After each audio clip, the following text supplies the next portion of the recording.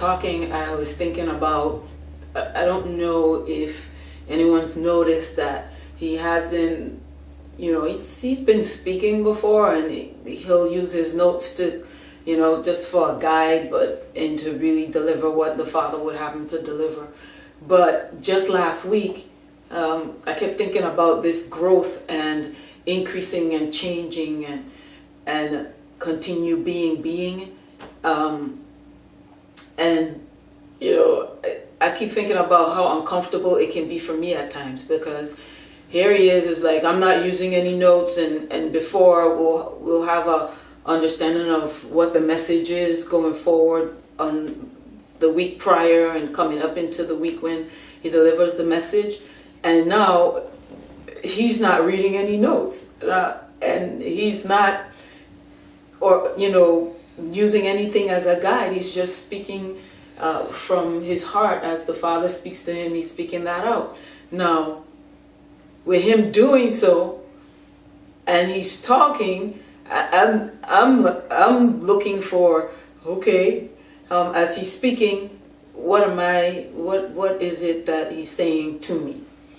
And so coming up here and having to share, what I've received from what he was sharing, it was like, okay, he's going up higher. Now he's not using any notes. And now I have to come up behind and not feed off of, what we've been talking about all week. Now I don't get anything. He just comes up here and he begins to speak from his heart the things of God. And I kept thinking about how sometimes with change and growth and increase, as my husband grows, then it forces me to have to come up higher, and at times that can be very uncomfortable.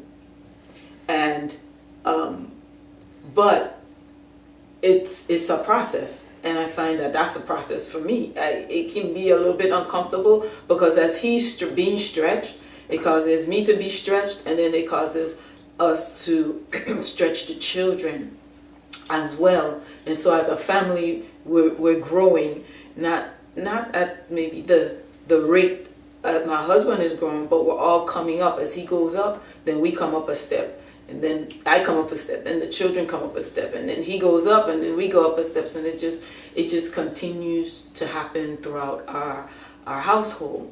So when he talks about the things that come up in our lives that are there, that are not so wonderful, not so pretty, not so good, that they're working for our good. And I finally got an understanding of how things are working for our good. Because to tell you the truth, somebody cussing me out, I don't see how that's for my good. Okay? I don't see how, someone doing something to hurt me is for my good. But I understood it even more clearer. What does it mean for it is happening for my good? It's happening for the good or the betterment of me as an individual, as a character. So now I understand that when my husband says things like, it's personal. Your walk with the Father, the way, that is personal. It's personal. You can't make someone do or come and see what you see that the Father is showing you. He said, I can't make you see it. That is personal. It has to be something that you're going to get it, you're going to take it, receive it for yourself, make it personal for yourself, and then do something about it. Because not doing anything, you won't see any change, you won't see any increase, you won't see any growth whatsoever. So the working out for my good, just hearing the message and hearing from my husband, and even just throughout just his life in the time that we've been together, it has to do with, it always bottom lines back to that character of the Father and the character that he's building within each and every one of us. And that's why it's personal.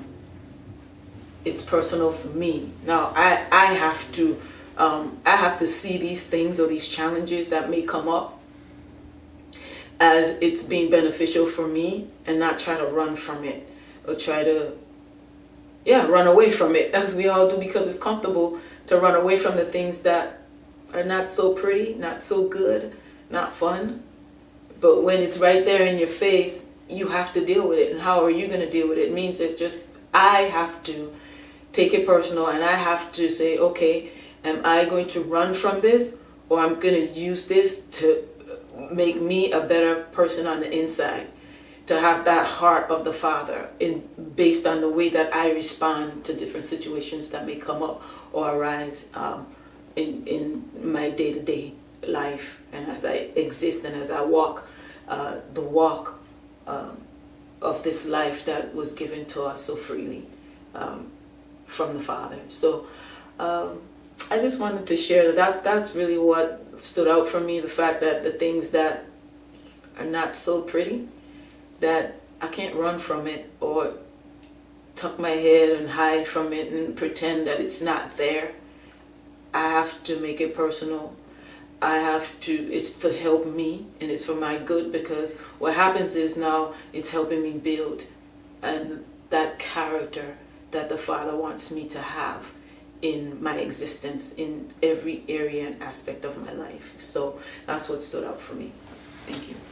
Okay, thank you, Renee, for that testimony. Sierra, come forward and give your testimony. Okay, come on up here, Sierra. Get this camera corrected on you. Stand right there a second. I'll see if I can get the little person in there. Okay, sit down, sit still. Okay, all right, there. Go ahead and share your words, Sierra, what the Father has taught you concerning this word today. What I got from my dad is, if you're not listening to what the Lord says, then there's only one person you can be listening to, the servant as, and that's it. Okay, thank you, Sierra. Hannah, come over here and share what the Father has taught you concerning His word. What I learned from today was that God, He makes certain things, He puts certain things in your life to develop you into a person that He wants you to become. And like mostly like Renee said, most of the bad things and not the very pretty things that happen in our lives, they're to show us and to teach us things that He wants us to understand and to help us develop and to grow with, and to help us to just understand what He wants us to understand, to develop into the people that He wants us to become. And that's what I learned. Very good. Okay.